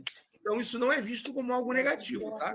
No mito grego. Depois eu vou lá e pego. Está acabando. é visto como algo positivo. O 11º trabalho era só capturar Cérbero, só isso. Né? Ele só dava trabalho facinho, né? E aí ele foi conversar com Zeus. Hércules foi, como é que eu vou capturar Cérbero, o cão do inferno? Zeus orientou a descer por uma caverna, né? E conseguiu, guiado por Hermes e Atenas, a permissão de Caronte para embarcar no seu barco e seguir até os portões do inferno. Ele encontrou as sombras dos mortos, os Eidolons, né? E aí ele conheceu Meleagro, que pediu a Hércules que ele casasse com a sua irmã, ainda viva, de Janira. E ele encontrou vários outros heróis gregos. Aí ele percorreu o submundo e foi encontrar com seu tio Hades e sua esposa Perséfones. Hércules contou o motivo de sua visita. Hades e Perséfone concordaram desde que o herói não machucasse o cão, pois, embora fosse um monstro, os senhores do submundo tinham um grande apreço por ele, era o cão deles. Né? Consideravam o Cérbero, o cão de 3 cabeças, um animal de estimação.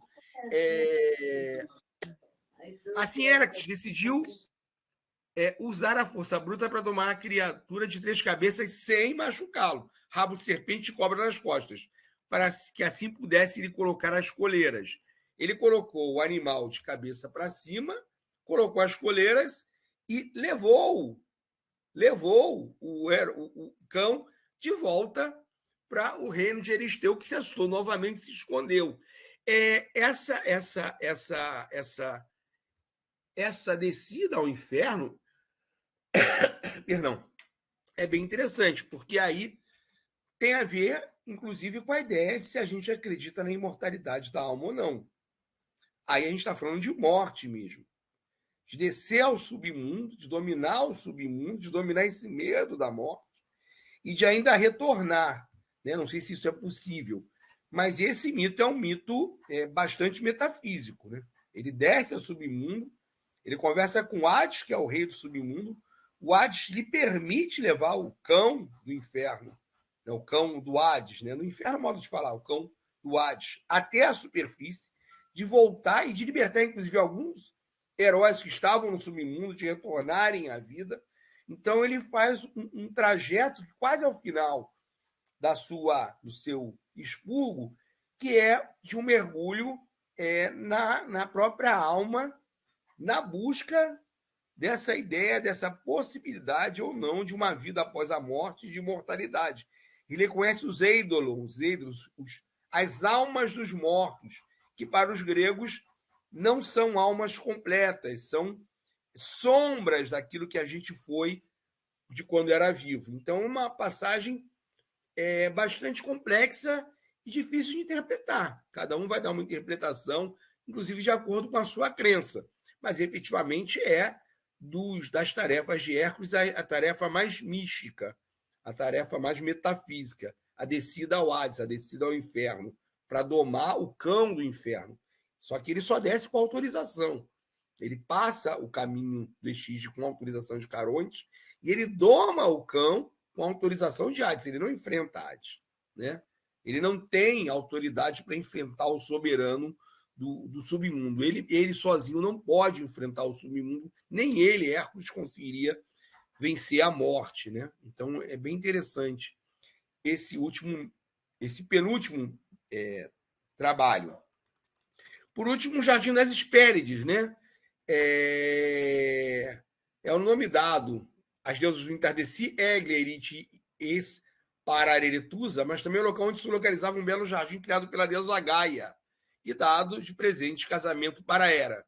Diziam que era encantador e divino, o jardim ficava nos conhecido Ocidente. Lá havia macieiras e rogeravam maçãs de ouro. No entanto, as preciosas macieiras, além de serem cuidadas pelas 3 deusas e 7 ninfas, seu principal guardião era um dragão imortal com 100 cabeças. Euristeu acreditava que eles não conseguiriam encontrar esse divino jardim, tampouco passar pelo dragão de 100 cabeças. O rei havia incumbido seu primo de conseguir alguns preciosos pomos de ouro. Hércules, dessa vez, não contou com a ajuda de seus pais e irmãos, então decidiu procurar por conta própria. Ele viajou para o norte da Macedônia e foi desafiado por um salteador de estado chamado Psíquino, qual era filho de Ares e Pelópia. Durante o conflito, o rei matou o sobrinho do rei Ares, aquele herói Ares que veio à Terra desafiar o irmão. Os dois começaram a lutar, mas Atenas, zelando por Hércules, fez o ataque de Ares errar. E nisso, Hércules feriu o deus da guerra, né? E o deus da guerra se retirou humilhado do campo de batalha, né? E aí ele foi até o norte da Itália e encontrou algumas ninfas que viviam no rio. E as ninfas, compadecidas pelo herói, contaram que o rei Nereu sabia como chegar ao Jardim das Hespérides. Hércules desceu até o mar à procura de Nereu. Diferentes versões falam da dificuldade de capturar Nereu, porque Nereu se metamorfoseava em vários tipos de animais, então era difícil encontrar Nereu. Ele também, ao viajar para aí, foi atacado pelo gigante Anteu e também foi atacado pelos pigmeus. Não vou contar toda a saga dele até chegar às Hespérides, não, senão a gente terminava só nisso. Hércules, então, viajou para o Ocidente, até onde se localizava Atlas, o qual foi sentenciado a segurar o céu nas costas pela eternidade. O Titã vivia próximo do Jardim das Hespérides. Os mitos não dizem onde seria o local dos jardins, né? Hércules foi instruído por Nereu de que só Atlas saberia dizer onde estava o Jardim das Hespérides. Então, Atlas pediu que Hércules segurasse o mundo um pouco nas costas, que Atlas diria onde estaria o local do Jardim das Hespérides. Só que Atlas enganou Hércules, né? E embora ia deixar Hércules aqui, né? O que o Hércules fez? Ele usou da sagacidade. Ele fingiu que ia decidir, fingiu que ia deixar o céu cair, que Atlas segurava e separava o céu da terra. O Atlas ficou assustado e segurou o mundo novamente. Aí o Hércules se retirou, né? E se mandou para pegar as Hespérides. Hércules pegou o saco com as maçãs, foi até o Jardim das Hespérides, conseguiu encantar. Algumas pessoas dizem que ele encantou e derrotou o gigante, outros dizem que ele derrotou pela força bruta o dragão e retornou com o pomo de ouro, né? E aí cumpriu todos os ritos, entregou as maçãs a Atenas, que devolveu ao jardim das Hespérides. Aí seria, nesse final, uma passagem do inferno ao paraíso. As Hespérides, com pomo de ouro, seria uma espécie de paraíso terrestre. Um Deus que desce ao inferno e sobe ao Jardim das Maravilhas. Um Deus que vai do inferno à luz. O Deus que vai da profundeza do Hades à luminosidade do Jardim das Hespérides e desfruta do pomo de ouro, né? E desfruta do pomo de ouro. Então, na verdade, você tem que ver esses dois mitos interligados. E ele aí sim cumpre todos os ritos e consegue, assim, purgar seus pecados. Mas ele não fica livre ao fim de tudo isso. Hércules. Cadê aqui? Deixa eu só ler aqui a morte de Hércules. Hércules, depois de tudo que conseguiu, se casa com Djanira. Né? Ele se casa com Djanira.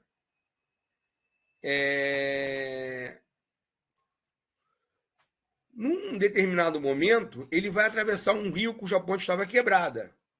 As águas do Eveno eram revoltas e profundas. Por isso, Hércules pediu a Nesso, um enorme centauro, que ajudasse a atravessar sua amada. Hércules não sabia, mas Nesso tinha uma rivalidade conhecida com o herói. Por isso, enquanto Djanira montou em seu dorso, ele resolveu raptá-la. Ao perceber a trapaça, Hércules acertou Nesso com uma flechada envenenada. Antes de morrer, o centauro deu a Djanira uma túnica embanhada com seu sangue envenenado. Ele tentou que ela guardasse, oferecesse ao herói quando bem entendesse. Hércules, que era mulherengo, apaixonou-se por Iole e abandonou Djanira. Abandonou, na verdade, não. Ele ficou tendo um caso com Iole, mas ia visitar Djanira. A esposa ficou enfurecida, ofereceu a túnica envenenada como um presente de núpcias ao belo casal. A manta grudou e envenenou a pele de Hércules, de tal maneira que quanto mais ele puxava para tentar se livrar, ela vinha com um pedaço da sua própria carne. Desorientado com tanta dor, o herói jogou-se numa fogueira onde veio a falecer. Interessante é o seguinte: desceu à mansão dos mortos, ressuscitou ao terceiro dia, subiu. Né? Se repetem outras. Sim, ele desce ao inferno, resgata heróis, vai ao paraíso e morre traído pela própria esposa. Traído. Tem duas versões desse mito. Um diz que Djanira oferece o manto a Hércules como forma de sedução, porque Nesso teria dito que esse manto seduziria Hércules e tornaria Hércules completamente fiel a Djanira, e outro que seria um presente de casamento, e Hércules vestiria o manto e acabaria morto. De qualquer maneira, nos dois mitos, Djanira não sabe que vai matar Hércules. A dor é tão excruciante que Hércules se joga ao fogo. Olha que coisa interessante. Hércules se joga ao fogo, ele não tem imortalidade. Ele é filho de Zeus. Perdão, gente, espera aí. Ele é filho de Zeus, mas ele não tem imortalidade. O corpo dele é queimado. Zeus dá a imortalidade a Hércules como prêmio pelas suas tarefas, como prêmio pela sua grandiosidade. Alguns mitos ele daria a Hércules a imortalidade junto de Megara ou junto de Djanira, junto de uma esposa divina. Outros dizem que deu Hebe como esposa a Hércules, depois dele se tornar imortal. Você pode falar até numa ressurreição, entre aspas, de Hércules, porque o corpo dele morre, a alma para o grego era um problema, a alma era um eidolon, a alma era uma reminiscência do que você era quando vivo. O reino do Hades não era um reino de felicidade, e Zeus resgata a alma de Hércules. Zeus o faz reviver, basicamente. Zeus o leva para o Olimpo e ele se torna imortal. Então, na verdade, aqui a gente está falando de uma ressurreição, né? Porque os deuses do Olimpo eles não tinham só alma, eles tinham um corpo. Então, Zeus refaz Hércules. Hércules não vira uma constelação, não vira mais um signo no zodíaco, ele não vira um astro, ele se torna imortal como prêmio por todo o seu processo de purgação. Se ele ficou depois com Megara, com Djanira ou com Hebe, aí eu deixo com o Agnaldo Silva. Vocês podem pesquisar e tentar ver qual o destino posterior de Hércules quando acaba a novela. De qualquer forma, é um mito muito completo, porque trabalha aspectos físicos, morais, espirituais, políticos, né? Trata do ethos guerreiro da Grécia, inclusive do ethos saqueador da Grécia, trata do patriarcado e da submissão das mulheres na Grécia, quando Hércules vai lá e derrota as Amazônias, trata das questões morais, da grande moral, das questões do nosso interior, da nossa busca de equilíbrio. É um mito que me atrai mais que o mito de Jasão. A gente está aqui no finalzinho, eu vou deixar para vocês fazerem perguntas e comentários. Quais perguntas e comentários vocês têm sobre esse mito? Gente? Tá todo mundo caladinho assim mesmo? Todo mundo deixar falando sozinho? Pessoal, liga o microfone, Kátia. Espera aí. Ah, tá. É que eu esqueci de religar o microfone. Não tem mais ninguém, só eu? O pessoal tá do lado de fora, tá digitando, tá vendo pelo YouTube. Ah, tá. Tá digitando no coisa. Não, eu achei esse final aí do mito bem legal, assim, bem Ele na morrer minha e ressuscitar? concepção, né? De, de, Ele de, morre. de ética, de tudo. Ele suporta tudo e fica na mão aí dessas duas mulheres. É meio assim, mostra ele um cara grande o tempo todo, mas no final ele fica bobão É humano. quando ele fica com duas mulheres e a mulher. O mito bota, a lenda bota uma força além do normal para a mulher, né? Como se aquela coisa, é bruxa, ela faz coisas que ninguém consegue. Na verdade assim, é diferente da Medeia. Ela não sabe. A Djanira não sabe que vai matar Hércules. O Nesso engana a Djanira. Djanira não sabe que vai matar Hércules. Ela mata ele sem querer. Nas duas versões, ela mata ele sem querer. Tem razão. Nesse ponto, Mas, de não dá qualquer esse poder, maneira, bota o poder na mão de outro homem, né? de qualquer maneira, tem uma versão de que ela queria matar a mulher do Hércules, né? Mas, de qualquer maneira, Sim. esses deuses gregos, eles sucumbem à paixão. Eles Que sucumbem é à o paixão, normal, né? Eu acho que é o normal né? Eles, até hoje. inclusive Zeus, né? Eles não são os deuses, não são os deuses das religiões monoteístas, em que a paixão é até o erotismo é algo negativo, né? Sim, Você pode até ver de maneira negativa. Ele está casado pela segunda vez e apaixonado pela Djanira, passa um rabo de saia e olha e ele já se apaixona também, né? é. Então, esses deuses gregos não são só os homens, tá? Esses gregos são muito volúveis, eroticamente falando. E as deusas também, tirando as deusas virgens, né? Eles são Afrodite, mais tem mais a ver com a realidade nossa, né? Do dia a dia. a Por Perséfone, a exemplo, Perséfone, a rainha do submundo, colocava belos chifres no, no, no, no querido Hades, né? Pra você tem uma ideia, o Hades era corno da Perséfone. eles mostram Jesus lá socorrendo a Madalena e aquela coisa toda, mas em nenhum momento eles mostram um caso entre os dois, nada, como Sim, se ele fosse uma figura que não tivesse sim, sexualidade. sim, a própria concepção de Cristo, né? Que não é uma concepção É, eroticamente aceita, né? É uma concepção do Espírito Santo sem sem contato conjunção carnal. físico. Sem conjunção Como carnal. Inclusive, não, e tem inclusive gente que negando a pega semente isso da mulher, aí, né? e tem gente que pega isso aí, dá uma viajada e fala que foi um extraterrestre, né? Que foi lá Ah, e. mas aí, Mas aí. não tem esse negócio Não, aí não, não, de. gente. Vamos voltar para a mitologia só. Não, sem historiadores agora nesse horário, não. Ah, Assim, não, é uma mitologia assexuada, né? Mitologia de assexual. negação A mitologia judaico-cristã é assexuada, né? assexuada, é a mitologia de negação da sexualidade, sexo só para fins É. reprodutivos, né? Muito sem graça, nada a ver. Então, esses deuses e heróis gregos, eles sucumbem facilmente à paixão, uma coisa impressionante.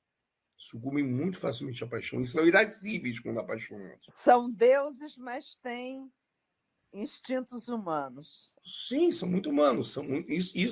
Por isso que a mitologia greco-romana é tão interessante, que são deuses muito humanos, né? Zeus é É. um conquistador de bar. Assim, o Zeus, qualquer mulher que passava, né? O Zeus, Deus, Ah, livre.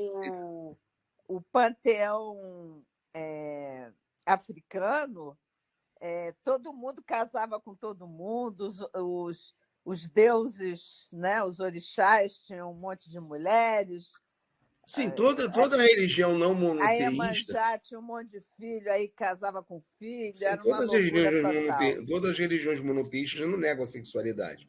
Eu vi É, eu não sei qual foi o documentário que eu vi, que é um desses documentários sobre candomblé, que na verdade candomblé não existe na África. Candomblé é uma religião brasileira.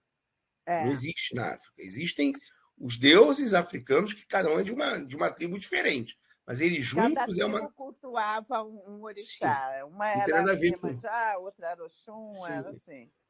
Mas o símbolo do Exu no Brasil, que muitas vezes é até o diabo, não que o Exu seja o É. diabo, mas tem as estátuas do diabo, o tridente, coisa e tal. O símbolo deixou na África, deixaria qualquer brasileiro envergonhado. Eu nunca vi, assim, minha mãe foi mãe de santo, eu nunca vi isso no Brasil. Pode até ser que exista, eu esteja falando uma grande bobagem. Não sou especialista em mitologia afro-brasileira. Mas eu nunca vi, por exemplo, no Brasil, falos, pênis simbolizando Exu. E na África é muito comum. É comum. O Mas falo, parece que na Bahia, em algum lugar meio escondido, tem alguma coisa. eu Só nunca na... vi. Mas lá é Eu muito, nunca vi muito, também, muito mas já tranquilo me assim. falaram. É o falo, é um pênis enorme e simboliza, porque ele é uma força da natureza fecundadora. Então, como não É, tem problema com a sexualidade deles, cara, tá um falo, e qual o problema? Aqui no não Brasil tem seria problema chocante, né? nenhum. Iam recolher. Imagina, você faz um despacho, bota um pênis ali, o pessoal ia recolher. Né? Então, é uma questão cultural. Né? Então, assim, a Grécia não tem essa aversão à sexualidade na sua mitologia. Não que não tenha sexo na Bíblia, tem também, mas ao mesmo tempo, a todo momento, a condenação da sexualidade. Na Grécia não tem. Tem era punindo as amantes de Zeus, mas aí é uma questão, e aí volta a falar, não é nem uma questão de justiça, é uma questão de capricho, porque ela nunca pune Zeus, ela pune sempre as amantes, né? Por isso que eu falo que era uma grande deusa patriarcal. Só quem é punida são as amantes e os filhos ilegítimos. Zeus nunca é punido, o Zeus é perdoado sempre. É a amante, é a mulher perfeita, entre aspas, está sempre submissa a Zeus e sempre aceitando o que Zeus faz, né? Mas que puna as amantes de Zeus. Né? Então, é uma mitologia muito diferente da mitologia judaico-cristã, por exemplo. A gente não consegue imaginar um Deus cristão tendo várias amantes ou fazendo sexo com um rapaz. Né? Se eu falar isso dentro de uma igreja, eu sou apedrejado, lapidado. Falar, Jeová fez sexo com um jovem, vão me tacar uma montanha em cima de mim, eu vou morrer lapidado. Né? Você, sim, claro, vou ser lapidado. Mas o grego, o mito de Ganimedes era um mito tranquilinho. Tranquilinho, muito tranquilo. Tranquilo, é compreensível, né? A civilização judaico-cristã reprimiu muito, né? Uma coisa Reprimiu horrorosa. ao extremo, porque a gente sabe, o banho era proibido. O banho foi proibido durante muito tempo, porque no banho o capeta entrava no seu corpo. As pessoas não trocavam de roupa. As roupas eram costuradas no corpo, as pessoas fediam muito. Boa E a parte. quantidade de mulheres que eram queimadas Sim, mas eu tô falando na, na- a sexualidade era extremamente reprimida. As pessoas não eram tomavam banho, porque o queimadas banho. como bruxas por Sim, qualquer coisinha. sim. Na... Ai, fugiu aqui a época.